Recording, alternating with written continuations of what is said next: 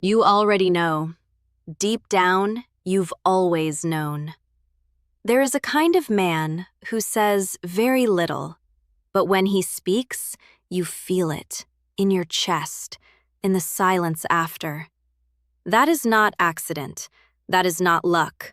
That is knowledge. And today, that knowledge becomes yours.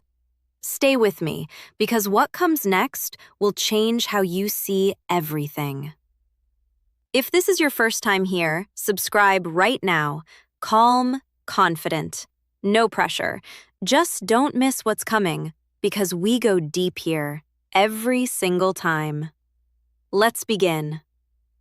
There are men in this world who have never studied attraction, who have never read a book, who have never watched a video. And yet, women remember them, years later, sometimes decades later. You think about why.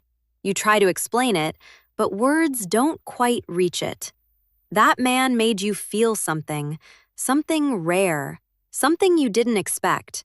And the truth is, it wasn't his looks. It wasn't his money. It wasn't his status. It was what he said. More accurately, it was how he said it. There are 4 specific compliments, not flattery, not lines, not rehearsed performances. Compliments, real ones, grounded ones, the kind that land differently, the kind a woman carries with her long after the conversation ends. Most men never learn these, not because they're hidden, but because most men are not paying attention. They are too busy performing, too busy impressing, too busy speaking to ever truly observe. But the man who has learned to observe, he sees things others miss. He notices what you don't say. He sees what you try to hide. And when he reflects that back to you, with the right words, in the right tone, at the right moment, something shifts inside you. Something unlocks. And that is what we're talking about today. Let's go to the first one. The first compliment has nothing to do with beauty. In fact, the man who only compliments beauty is the man who has not seen you. Not really. A woman's appearance is visible to everyone. Anyone with eyes can see it. And so when a man says, "You're beautiful," you hear it, but you don't feel it deeply. Because everyone says it. Because it costs nothing. Because it requires no attention, no depth, no real seeing. But the first compliment that changes things sounds something like this. You think differently than most people. Or, the way you see things is rare. Or, I've talked to a lot of people and I've never heard that perspective before. That compliment does something different. It says, I was listening. I was paying attention. I noticed the way your mind moves, and I found it remarkable. Not your face, not your body, your mind, your inner world. The way you process things, the way you connect ideas. That is what captured me. Women who receive that compliment, who receive it genuinely, not as a tactic, but as an honest observation, they don't forget it. They don't forget him. Because he saw something that most people walk past. He saw her, not the surface, her. And if you are listening to this right now, and you are a woman, hear this clearly. Your mind is not secondary. Your perspective is not ordinary. The way you think, the way you see the world, that is part of your power. And any man worth your time will recognize that, will say it, without prompting, without agenda. Subscribe if this is reaching you, because we're just getting started, and it only goes deeper from here.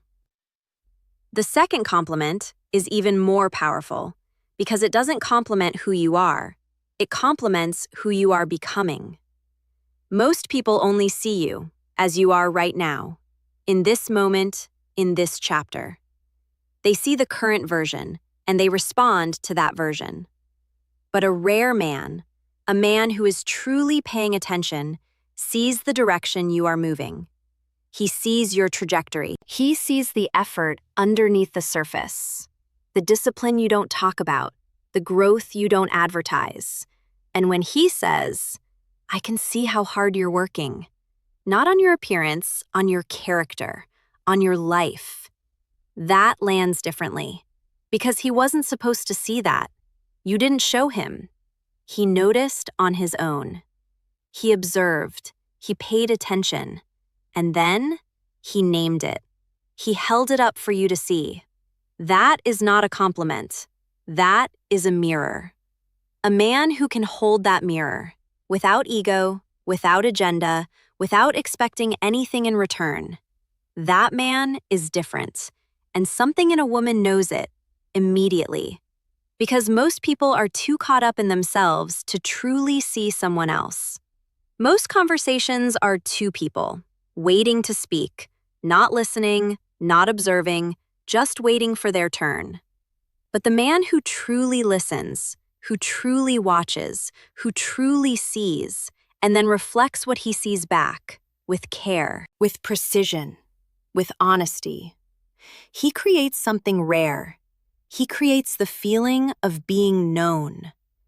And being known, truly known, is one of the deepest human hungers.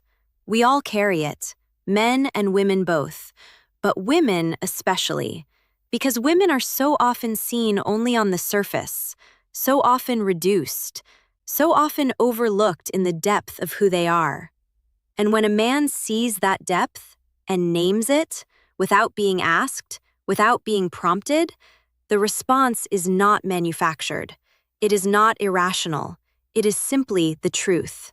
That she has encountered something real, something rare, something worth paying attention to. Let's keep going. The third compliment is the most misunderstood because it sounds simple. It sounds almost too small, but its impact is enormous. The third compliment is specificity. Not a broad statement, not a general observation, a specific one. Most men say things like, "You're amazing," "You're incredible," "You're so special," and those words feel good for a moment. But they fade quickly, because they could be said to anyone. They require no real knowing, no real attention, no real seeing. They are the verbal equivalent of a generic greeting card.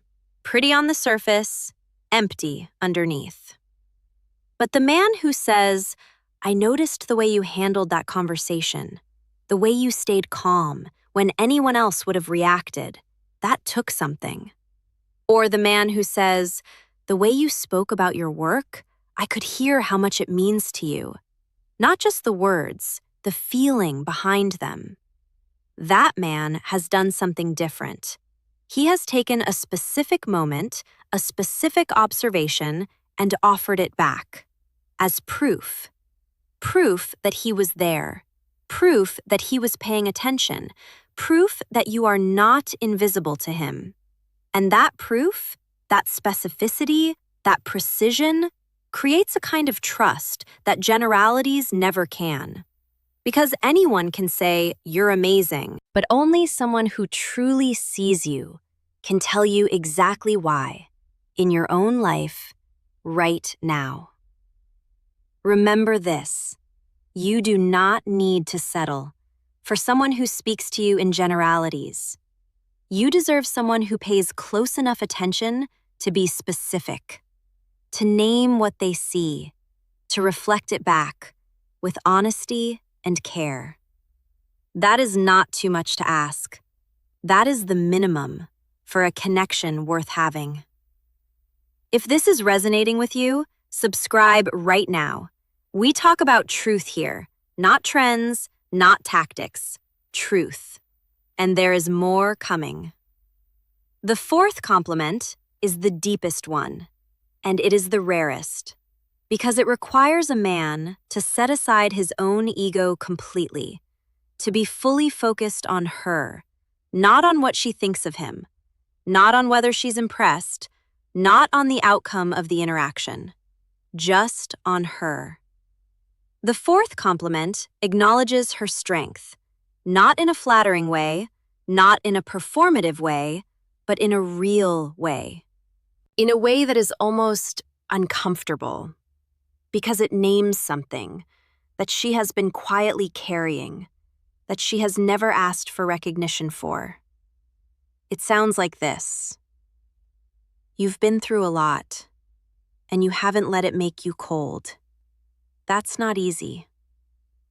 Or, "You carry a lot, more than most people know, and you do it without making others feel the weight.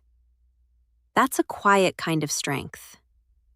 Or simply, "You don't need saving, but it would be an honor to stand beside you." Do you hear the difference between those words and the typical language of attraction? No performance, no pressure, no attempt to be the hero, just honest recognition of who she is, of what she has endured, of the strength she carries quietly. A man who can say that and mean it is a man who has done something rare. He has seen her not as something to pursue, but as someone to respect. And that shift, from pursuit to respect, from desire to admiration, that shift changes everything. Because most women have experienced desire. Most women have been wanted. But not all women have been respected. Not all women have been admired. Not all have been seen in their full strength.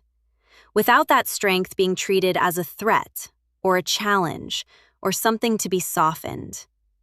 And when a woman encounters a man who sees her strength clearly, who names it without flinching, who does not shrink from it, who actually leans toward it, something in her responds. Not because she is weak, but because she is human. Because being truly seen is one of the most powerful experiences a person can have. Now, here is where we go deeper, because this speech is not really about men. It is about you. It is about what you accept, what you allow, what you believe you deserve. A compliment only lands if you are open to receiving it. And many women, strong women, independent women, women who have built their lives with their own hands, have developed a kind of armor, a necessary armor, built through experience, built through disappointment, built through the times they trusted and were proven wrong. That armor protects you, but it also keeps things out. It keeps out the wrong things, and sometimes the right things too. And so part of this conversation is about you, about your own relationship with being seen, with being known, with being appreciated. Do you allow it when it comes honestly? Or do you deflect it, dismiss it, explain it away because you've been burned before, because you've confused flattery with truth, because you've let the wrong ones in and paid the price? That pattern, that guardedness, is understandable. It is rational. It is even wise, up to a point. But beyond that point, it becomes a wall. And walls don't just keep people out, they keep you in. They keep you isolated, in the very armor that was meant to protect you. So here is the truth. The man with the right words, the man with real attention, the man with genuine respect, he is not the problem. The work is learning to recognize him when he arrives, without the armor closing before he can reach you. And that work is internal. It is yours alone. No one can do it for you, not a speech, not a book, not another person. You have to decide, at some level, that you are worth being seen, that your mind is worth noticing, that your growth is worth acknowledging, that your strength is worth respecting. Not because someone tells you, but because you have done the work of knowing yourself deeply, honestly, without performance, without the need for external validation, to confirm what you already know. And when you reach that place, when you are grounded in yourself, when your identity is not dependent on who sees you or who doesn't, something changes, something shifts. The right words land differently, not because you need them, but because you can receive them fully, without suspicion, without deflection, without the armor closing. Because you know who you are, and you know when something is true, and you know when it isn't. That discernment, that clarity, that groundedness is the real gift. Not the compliments themselves, but the woman who receives them from a place of wholeness, from a place of knowing, from a place of self-respect so solid that nothing can shake it. She doesn't need his words, but she can appreciate them. She doesn't depend on his seeing her, but she welcomes being seen. She is not looking for completion because she is already whole.